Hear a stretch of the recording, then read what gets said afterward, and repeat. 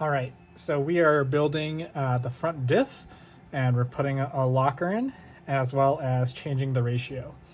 And so similar to the rear diff, if you're changing the gears, the pinion height needs to be set, which is really terrible because you have to get a special Mitsubishi tool to set the depth based on the bore here, rather than every other manufacturer, which actually gives you a spec distance. So if you're not changing your gears, and your pinion gear is nice and tight, don't mess with it. It's probably in the right place.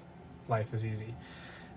Since we are changing gear ratios, and you don't want to deal with trying to totally reset pinion height from scratch, what I did is I took the original gear set, and you can see it has some shims on here. Actually, it has two. If I can get this one to budge. Well, you can see it there anyway. So there's two shims on here. I measured the thickness of those shims, and then I precisely measured the thickness of the pinion gear, because we want to know where this face is inside the housing. And then doing the same process with the new gear, I found that this gear was actually a tenth of a millimeter taller. So I just changed the shimming by that amount. So these should be the same. Another thing is I'm using the original bearings from the diff housing that I'm using, which is not this one, this is a different one. So I'm using all the old bearings, which will allow me to also keep the spacer tube and that shim the same. The original bearings were in good condition. You know, four-wheel drive probably wasn't used that much on the vehicle, so I don't feel that bad about it. And it makes life a lot easier just being able to put the original bearings, the original spacer, and the original shim, and again, the other original bearing in. So basically everything should be in the right place. And we'll check that with the backlash and paint test later on. So now that the pinion gear is installed into the housing, tighten down, we can put in our locker and ring gear. And so I've already built this unit to spec. It's a little tricky to drop these in. Trying to keep the bearings on without smashing your fingers.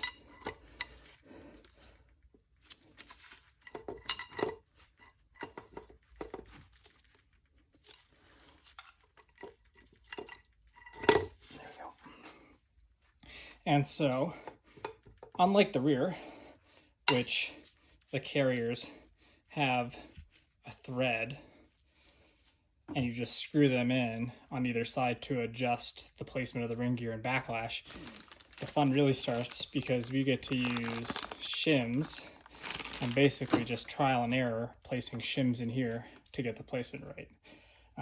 So that'll be a good amount of fun. So one thing that has to be done for this E-locker is that the bearing caps need to be ground down on one side so that it fits between kind of the anti-rotation tabs on the magnet. Yeah, ever so slightly, put some flats on there. And then actually I had to grind down the tips of the tabs a little bit to fit on the landing inside the differential. So not too bad, but just something to look out for.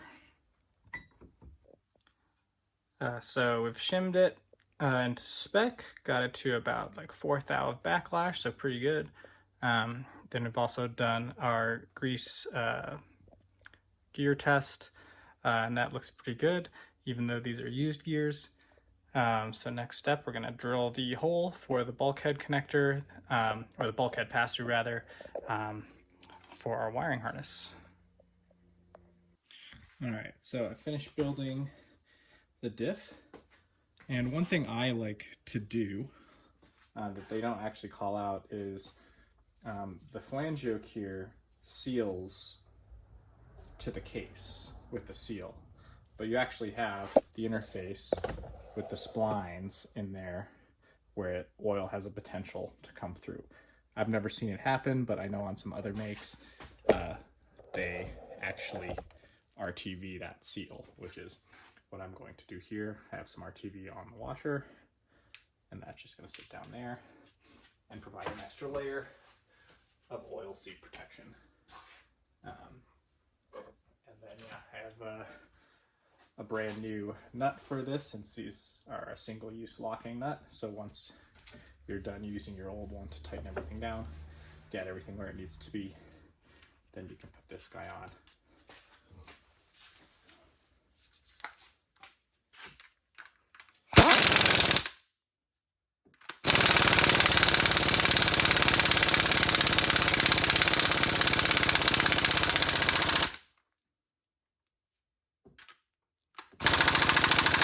And I'll torque this to spec later.